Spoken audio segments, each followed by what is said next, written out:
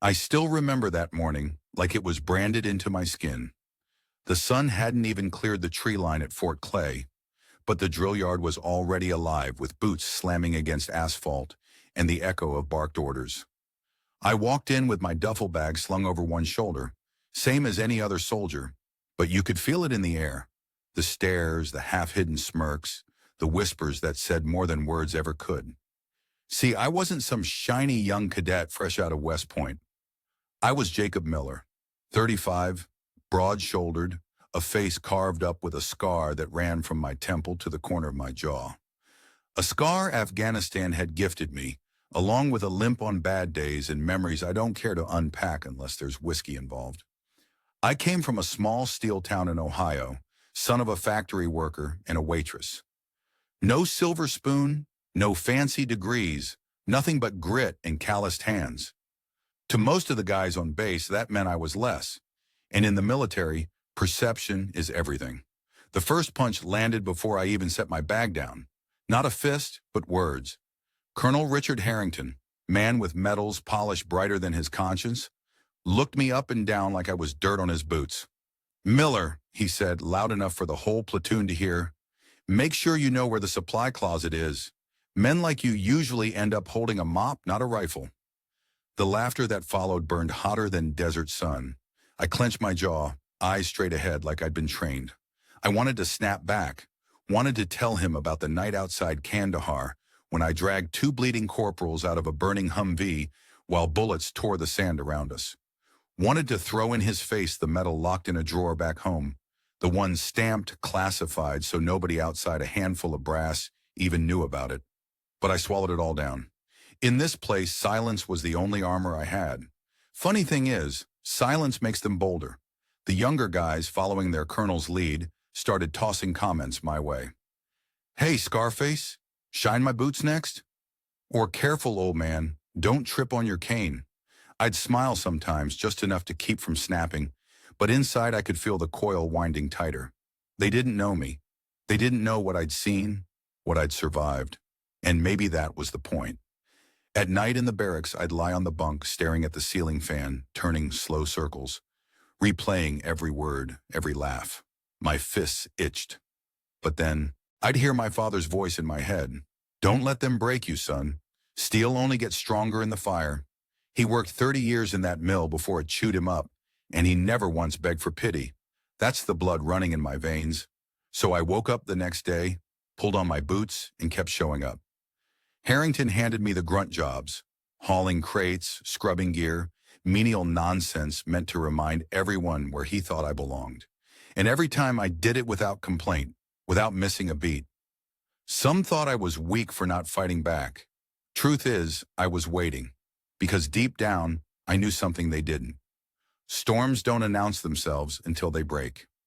One afternoon in the mess hall, Harrington made sure to twist the knife deeper.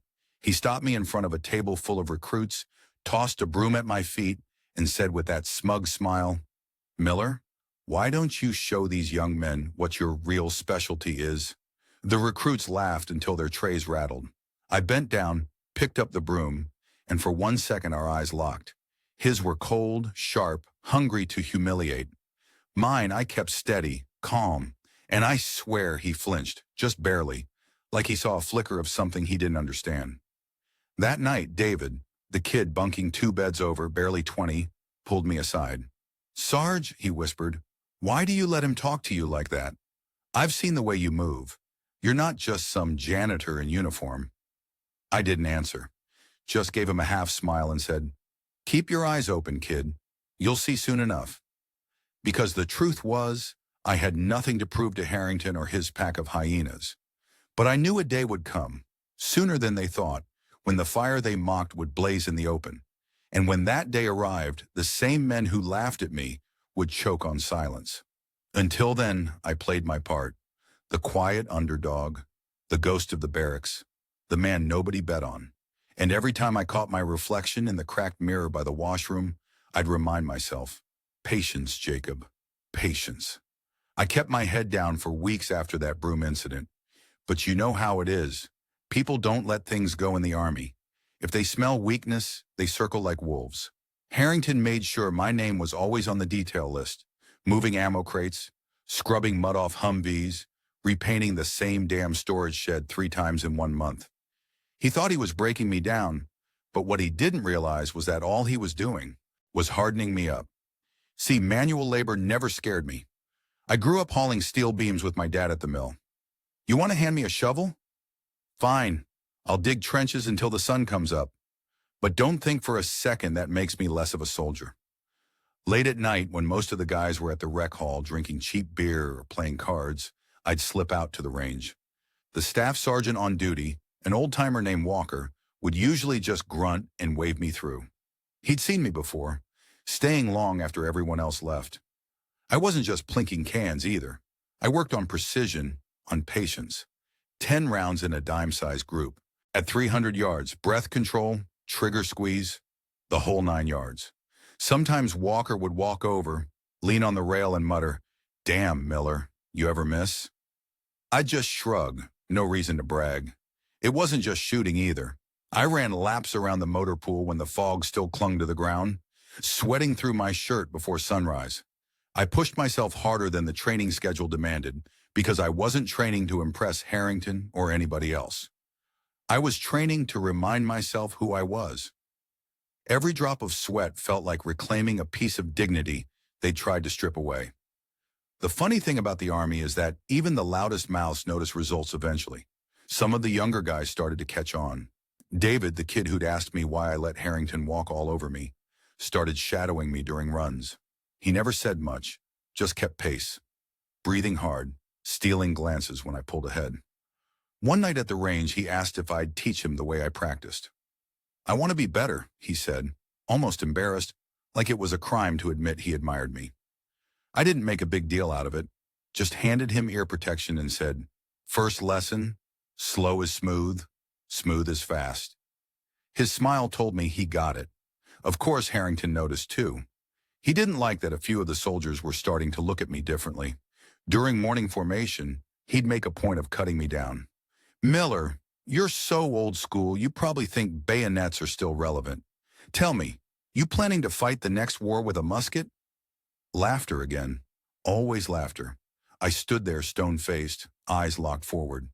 But deep inside, a little voice whispered, "Your time will come." That moment arrived sooner than I expected.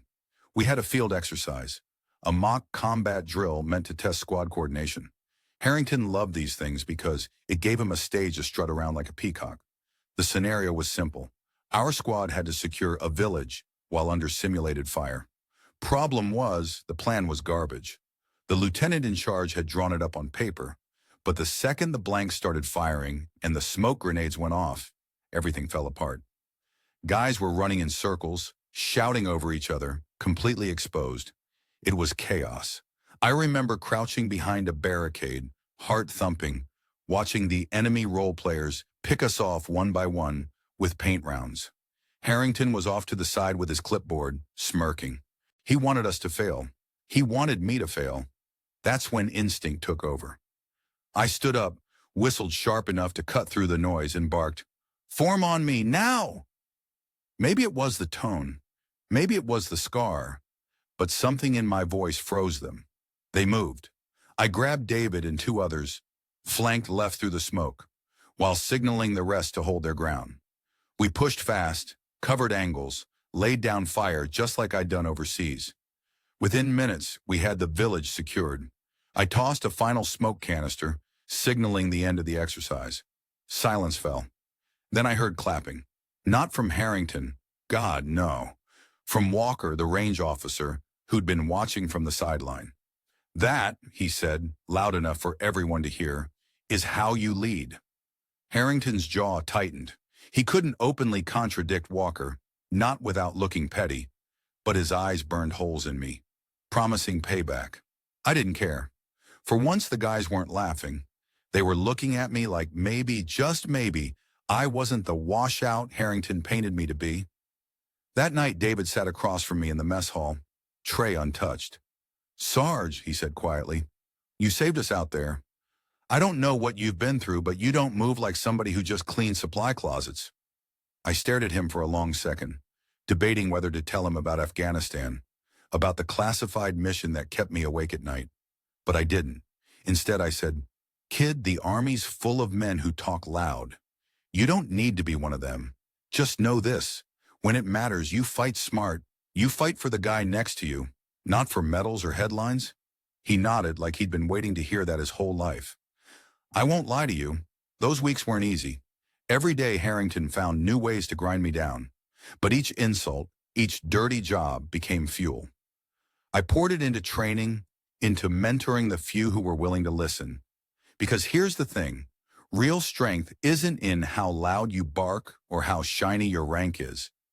It's in the quiet work nobody sees, the sweat in the dark, the patience to wait until the storm hits so you can stand your ground while everyone else scrambles. And deep down, I could feel it coming. That storm. The big test came on a Friday morning, hotter than hell, with the brass flying in from D.C. to watch. They called it a readiness showcase. Basically a dog and pony show where units strut their stuff to impress generals and maybe get some funding tossed their way. Harrington lived for these days. He polished his boots so bright you could shave in the reflection, barked orders like we were in a damn parade, and strutted up and down the line with his chest puffed out like he owned the place. Me? I was standing there in formation, sweat trickling down my back, feeling that knot in my gut that always shows up when something's about to go sideways. You learn to listen to those knots after enough time overseas. The exercise was supposed to be simple. Simulated combat in a mock village with role players as enemy combatants. Generals would watch from the bleachers, reporters snapping photos, everyone smiling for the cameras. Harrington wanted flawless execution, which meant his usual plan, overcomplicated, rigid, built more for show than survival. I'd seen it on paper and knew it would collapse the second things got loud. And collapse it did. The first shots of blanks rang out, smoke grenades popped, and within seconds the formation broke like a cheap lawn chair. Troops ran in different directions, some firing wildly, others frozen in place. It was chaos. Harrington shouted from the sidelines, veins bulging, clipboard in hand, but nobody could hear him over the thunder of fake gunfire and the smoke clogging the air. From the bleachers, I caught sight of the generals frowning, scribbling notes, one of them muttering to another. Harrington's perfect showcase was burning to the ground. Then the unthinkable happened, something that wasn't in the script. A real explosion, sharp and ugly, tore through the far side of the mock village. Not smoke, not blanks. Real shrapnel flying. Someone had slipped up or worse, planted a live round in the exercise. A Humvee caught fire. Soldiers dove for cover, screams cutting through the stage chaos. This wasn't training anymore. This was survival. I froze for half a heartbeat, my mind flashing back to Kandahar. The same smell of burning fuel, the same ringing in my ears. And then instinct took over. I stood up on the barricade and bellowed, "On me! Move!" The words ripped from my throat so hard they rattled my chest. For a second, nobody moved. Then David was the first. He sprinted to my side, paint smeared across his face, eyes wide but locked on me. One by one, others followed. I laid it out fast, no time for debate. 2 fire teams, flank left through the smoke. Suppress fire on my call. David, you're with me. Cover the evac on that Humvee. The orders rolled out of me like second nature, like the muscle memory of 1,000 nights overseas. The squad listened, not because of rank, but because something in my voice told them I'd been here before. We pushed hard, cutting angles, covering each other like a real fight. Within minutes, we had the enemy pinned. Smoke cleared enough for medics to get through, and the fire team pulled 2 injured soldiers out from behind the burning Humvee. The crowd in the bleachers was silent. No scribbling, no whispers, just wide eyes. And there was Harrington, standing frozen with his clipboard dangling from his hand, mouth half open like he'd just seen a ghost. When the whistle finally blew to call the exercise, the whole field went still. Troops panted, coughing on smoke. Paint splattered everywhere. Slowly, one of the generals in the bleachers stood up and started clapping. A slow, steady clap that cut through the silence. Within seconds, others joined. It wasn't for Harrington, it was for us, for me. That's when it happened, the flip. One of the reporters jogged over, shoving a mic at me while photographers snapped pictures. "Sergeant Miller," she said, "you commanded that operation like you'd done it 100 times before? Weren't you awarded a Distinguished Service Cross in Afghanistan for a classified mission?" The world went quiet. Harrington's eyes nearly popped out of his skull. The younger guys looked at me like I'd just pulled off a mask and revealed someone else underneath. I took a breath, steadying my voice. "Ma'am, I can't speak on classified missions. What I can tell you is that today wasn't about medals or recognition. It was about doing what soldiers do, keeping each other alive when the plan falls apart. But the damage was already done, or maybe I should say the truth was out." The reporter had her story, and by nightfall the base was buzzing. "Scarface Miller," the guy everyone laughed at, the man Harrington mocked into the dirt, had been the quiet hero in a mission nobody was supposed to talk about. The one that pulled hostages out of a Taliban compound and saved a dozen American lives. Back in the barracks, David sat on the edge of his bunk, staring at me like he'd just seen Superman step out of disguise.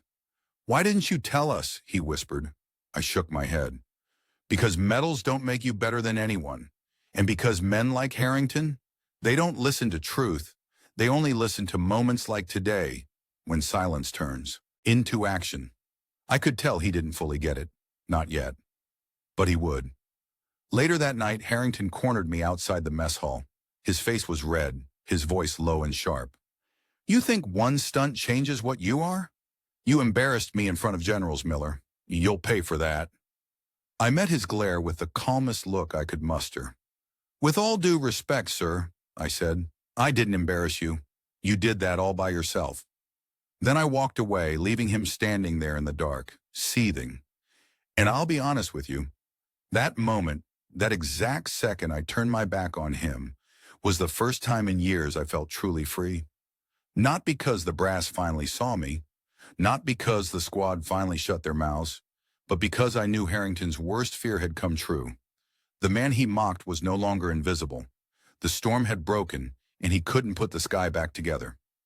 Word traveled faster than wildfire. By Monday morning, the whole base was buzzing about the classified sergeant. You couldn't walk into the chow hall without someone whispering, pointing, pretending not to stare. Guys who had spent weeks cracking jokes at my expense suddenly wanted to sit at my table. The same voices that laughed when Harrington called me a janitor now muttered, "Hey, Sarge, you need anything? You want me to grab you a coffee?" It was funny in a twisted way. Respect that had been denied me for months showed up overnight, not because I changed, but because the truth finally broke through the surface.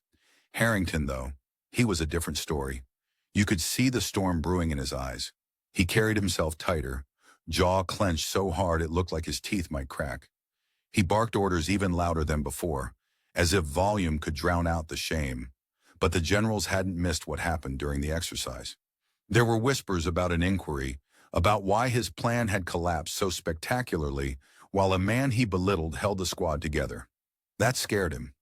Men like Harrington don't fear failure. They fear exposure. One afternoon, I walked into the officers' wing on an errand for Walker. As I passed Harrington's office, I caught his voice through the door, low and bitter. "He's not a hero. He's a liability. Men like him, scarred, damaged, they're unpredictable. Mark my words, he'll crack." He didn't know I was there, but those words landed like bullets. Not because they were true, but because they reminded me how deep his prejudice ran. To him, I'd always be the steelworker's son, the broken soldier, the outsider. And yet I didn't feel anger. What I felt was pity. Harrington was trapped in his own cage of pride and fear. He needed someone beneath him to feel tall. Without that, he was just a man in a uniform, terrified of being ordinary. The soldiers noticed the shift, too. David, for one, wouldn't shut up about it. One night in the barracks, he looked around at the guys who used to laugh at me and said, "You all remember how you treated him? That's the man who pulled us through. And you clowns had him mopping floors." The room went dead quiet. No one had a comeback. You could see the shame hanging heavy on their faces. Some of them came up later, sheepish, mumbling apologies. One even admitted, "I thought you were washed up, Miller. Guess I was wrong." I didn't rub it in. I just nodded and said, "Takes a bigger man to admit that than to pretend you didn't." The most surprising moment came a week later during a morning PT run. Harrington himself showed up, as usual at the front of the pack. Halfway through, though, he slowed down, and for the first time since I'd known him, he looked tired. Not physically, mentally, like the weight of keeping his image spotless was finally grinding him down. As I passed him, he muttered just loud enough for me to hear, "This isn't over, Miller." It wasn't a threat anymore. It sounded more like resignation. Later, Walker pulled me aside. "Don't let his poison stick to you," he said, chewing on a toothpick like always. "You did right by those kids. You kept them alive. That's what matters.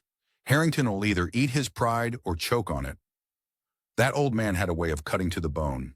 And he was right. The Army doesn't change overnight, but I noticed a subtle shift. The recruits who used to measure strength by who yelled the loudest started looking for something else. Quiet competence, steady hands, someone who could lead when the world caught fire. A couple even started showing up at the range with me and David. They didn't say it outright, but I could feel it. They wanted to learn, not laugh. I didn't see myself as some kind of savior. Truth is, I was still the same guy hauling crates and scrubbing mud. The difference was, now those jobs didn't feel like insults. They felt like chances to show that no task, however small, defined a man's worth. And every time I picked up a broom, I did it with my head high, almost daring someone to laugh again. Funny thing, they never did. The inquiry into Harrington picked up steam. Rumors swirled that his career might stall, maybe even end, because the brass couldn't ignore the reports from that exercise. But I didn't gloat. I didn't need revenge. Watching him walk past me in the hallways, eyes down, shoulders tight, was enough. He was finally living in the shadow he'd tried to cast over me. What stuck with me most, though, wasn't Harrington's downfall. It was the look on the younger soldiers' faces, the ones who started to believe maybe they didn't have to fit the mold to be worth something. One evening, David said it plain. "Sarge, you gave me hope. I used to think if I didn't come from money or have the perfect record, I'd always be the bottom rung. But you proved them wrong." I told him the truth, the same truth my father gave me years ago. "Son, nobody hands you respect. You earn it in the dark when no one's watching. And when the light finally shines, you don't need to say a damn word. People see." And maybe that's what this whole mess was about. Not medals, not payback, not even vindication. It was about redefining what strength meant in a place where too often, image outweighed substance. It was about showing that dignity can't be scrubbed away, no matter how many times they hand you a mop. For the first time in a long time, I felt at peace. Harrington could stew in his bitterness. The soldiers could rethink their choices, and I could keep doing what I'd always done. Stand steady, train hard, and be ready when the storm came again. Because storms always come. The only question is whether you'll break or stand. A few weeks later, they held a ceremony on base. You know the kind. Rows of folding chairs, flags snapping in the wind, brass polished to a mirror shine. Walker had told me it was coming, but I didn't really believe it until I saw my name on the program. Commendation of Service. That's what they called it. I almost didn't show up. I hate being on a stage, hate having cameras in my face. Feels too much like putting war on display. But David caught me the night before and said, "Sarge, we need you up there. Not for you, for all of us who thought we'd never matter." That hit me hard, so I put on my dress uniform, the one that still smelled faintly of mothballs, and I showed up. The general gave the usual speech about courage and integrity, and then he called my name. As I walked up, I could feel every eye on me. Some were proud, some were curious, and a few, like Harrington's, were still bitter. When they pinned that medal on my chest, I didn't feel triumphant. I felt heavy, heavy with the memory of the guys who didn't make it home, heavy with the thought that medals can't bring back a father to his kids or silence the nightmares that wake you up at 3 a.m. But when I turned to face the formation, I saw something I hadn't seen before. Belief. The young soldiers weren't just looking at me. They were looking at themselves, realizing they could be more than what people labeled them as. That's when I decided the medal wasn't about me, it was about them. After the ceremony, Harrington didn't say a word. He slipped out before the crowd dispersed, his eyes fixed straight ahead, jaw locked. Maybe he'll never change. Some men don't. They cling to their pride like it's the last thing keeping them afloat. But that's his burden, not mine. I wasn't interested in revenge. Seeing him stripped of that smug certainty was enough. What mattered was what happened afterward. Soldiers who used to avoid me now stopped me in the hallways, asking questions that mattered. How do you keep your head when everything falls apart? Or, what do you do when you feel like you don't belong here? I didn't give speeches. I just told them the truth. That belonging doesn't come from a patch on your shoulder or the stripes on your sleeve. It comes from showing up, doing the work, and standing steady when life tries to knock you down. Walker pushed me towards something I never expected. "You ought to be training these kids," he said one night, flicking his toothpick at me. "They'll listen to you now. They need someone who doesn't just talk about leadership, but bleeds it." At first, I brushed it off. But then I saw David drilling a group of fresh recruits repeating the same phrase I'd told him on the range. Slow is smooth, smooth is fast. That's when I realized maybe Walker was right. So I took the offer to help train, not officially as an instructor, but as the guy the new kids could go to when they felt invisible, when they were the butt of the jokes, when they thought nobody saw them. Because I knew exactly how that felt. Life didn't magically get easier. The Army's still the Army. Long days, hard work, politics you can't escape. But something shifted. The laughter that used to sting turned into nods of respect. The broom they once tossed at me became a reminder that no job is beneath. A man who knows his worth. And the scar on my face, the one that sparked all the whispers, I stopped seeing it as a mark of shame. It became a story, a visible line that said, "I've been through hell and I'm still standing." One evening after training, David and I sat on the hood of a Humvee, watching the sun dip low behind the tree line. He turned to me and said, "You know, Sarge, when I first saw you, I thought you were done, like life had chewed you up. But now I get it. You're not done. You're proof it's never too late to stand tall." I didn't know what to say, so I just nodded and handed him my canteen. Sometimes silence says more than speeches ever could. Looking back, I think that's the lesson I'd want anyone to take from all this. Don't measure a person by the surface, by scars, by uniforms, by the whispers of men too proud to see the truth. Measure them by how they stand when the storm hits. Respect isn't handed out.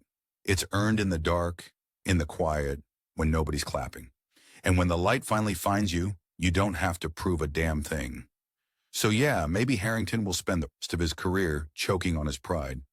Maybe some people will never admit they were wrong, but that's fine, because every time I walk across that parade ground and see a young soldier straighten his shoulders a little higher, every time I hear one of them repeat words I once told them, I know the fight was worth it. And me, I've made my peace. I've stopped trying to erase my past or fit into a mold I was never meant for. I'm Jacob Miller, steelworker's son, soldier, scarred, stubborn, and still standing. That's enough. Hell, that's more than enough. At the heart of Jacob Miller's story lies a lesson we all need to carry with us.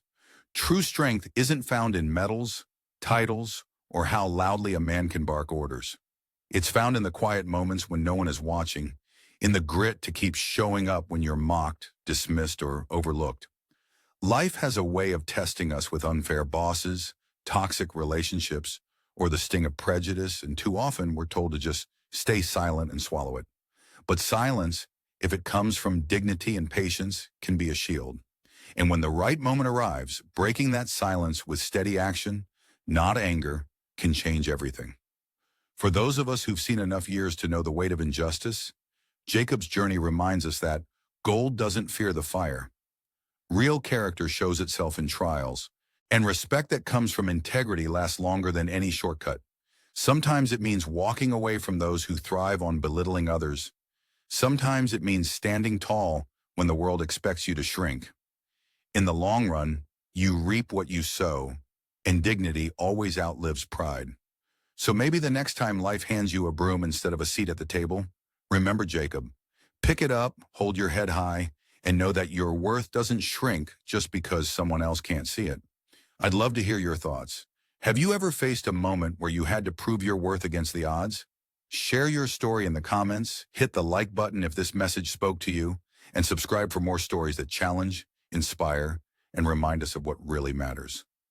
Until next time, may peace, strength, and hope walk beside you through every storm.